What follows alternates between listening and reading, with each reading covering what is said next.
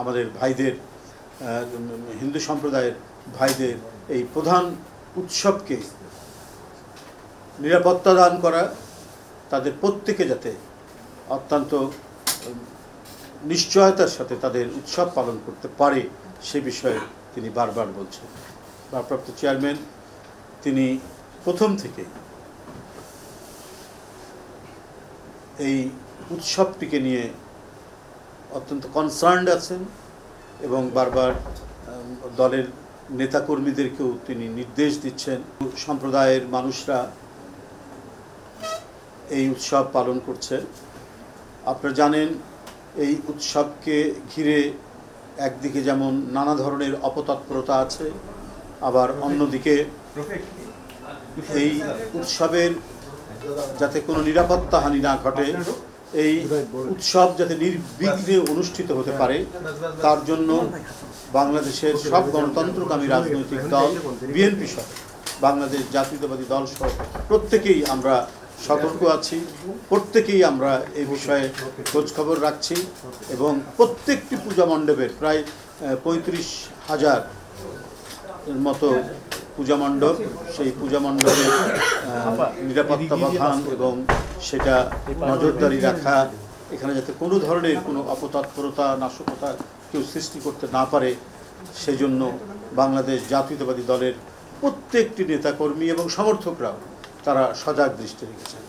প্রত্যেকেই নিরাপত্তা প্রহরীর গুরুত্বপূর্ণ দায়িত্ব তারা পালন করছেন। আমাদের দলের সংগ্রামী ভারপ্রাপ্ত চেয়ারম্যান জনাব তারেক রহমান প্রতিদিন তার বক্তব্যে সম্প্রীতি বজায় রাখার কথা তিনি বলছেন, আহ্বান জানিয়েছেন এবং এই দুর্গাপূজা নিয়ে তিনি প্রতিনিয়ত তার যে এই হিন্দু সম্প্রদায়ের তারা যাতে নির্বিঘ্নে এই ধর্মীয় উৎসবটি পালন করতে পারে এই জন্য তিনি সজাগ রয়েছেন, তিনি সতর্ক এবং দেশের প্রত্যেকটি নেতাকর্মীকে তিনি বার্তা দিচ্ছেন সম্প্রীতি বজায় রেখে আমাদের ভাইদের